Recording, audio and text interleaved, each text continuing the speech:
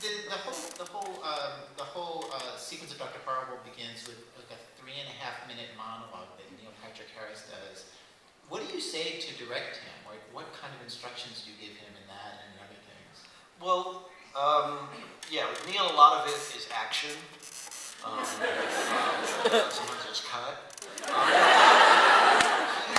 He brings so much, and the precision and the understanding of what he's doing is so much there that it's all fine-tuning, suggesting, tweaking, because he's also great at improv, as is Nathan, and so it's really just try to up this, bring this down, tighten this, and you can give him a 4-minute monologue, give him 30 notes, and we'll go, okay, let's go. Like he's that precise. And is he ad-libbing at all in the monologue? Never. I'm not as strict as I used to be, but I'm a controlled enthusiast. The thing is, Neil, because I think partially because of the theater training, he's more likely to take what you give him and work it, find a way to make it work. He's done Shakespeare in the Park, and he's done things where, you've got to find a way to it, instead of going, well, can I just say it like this? He will say, can I switch this up? He'll bring, he'll make a suggestion, he'll get in there, but not until he's exhausted all the possibilities of making what's in front of him work. It's an amazing monologue to watch because he hits every point, one after another, with such precision, and then you just think, like, there's no editing, he's just doing the whole thing from his head. Is that take, 50? I think it's take 4. But there may have been a couple more, there may be 6. But, and we actually we were going to have cutaways. So we could cut in between, so the onus wasn't on him to get through it. And then we watched this one over and again. We're like, we know it's long, it's a lot to ask of an audience, but it's an internet musical. It's free, let's just ask. And he is so precise that we thought it's actually grander for people on repeated viewings to see that it's all him. It's amazing. Yeah. I heard once on a DVD commentary you did for I guess at Buffy years ago, you talked about one particular shot sequence. You say, well, this is shot just like a Western, and when you see it on the DVD, it's clear the way the camera is angled, and it's two people standing off and they're about to have a fight in a school hallway.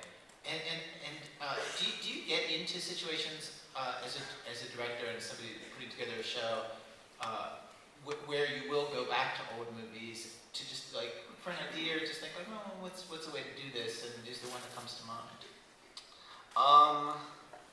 The first thing that comes to mind is always Once Upon a Time in the West, because the framing is so precise and so ridiculously wide and cinematic and beautiful. And you've gone back to that for... I go back to it for pleasure, but... Sometimes you just I'll tell you. do with this. I think maybe look at some stuff. Sometimes, actually, it'll happen even more with writing. If I can't get into a story, if I can't feel a story, I remember very specifically when I was doing Amends, the Christmas episode of Buffy. The thing that unlocked it for me was watching The Last Temptation of Christ. That's one really cool shot. Actually, there was a shot of it that I did steal for an earlier episode, Lie to Me, where he says, what God wants to do to me, he wants to push me over, and the camera just rockets over the edge of a cliff, and I actually stole a stunted version of that for episode 7, Lie to Me, where the fellow is explaining up on the balcony that he's all sick, and he says these people are sheep, and I go off him to them, and that was actual stealing a shot, sort of, except I didn't have this cool camera with Willem Dafoe, but it was just emotional. It was just the pain of what this guy had to go through to decide to do, what he felt was right, and how just the aching uncertainty of that movie. As soon as I finished watching it, I was just like, I have to go upstairs. I understood it.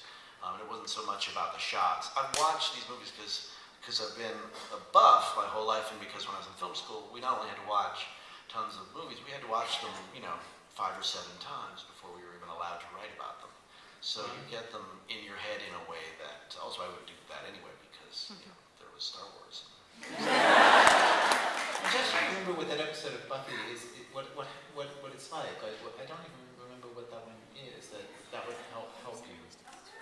That episode of Buffy that you would. It was really about that. I loved that shot because it took a very conventional sort of, over, and then just suddenly went over. Yeah. And just went off them to a new place in a way that I just hadn't seen. And if you're gonna look for that stuff, the older movies are so much more daring.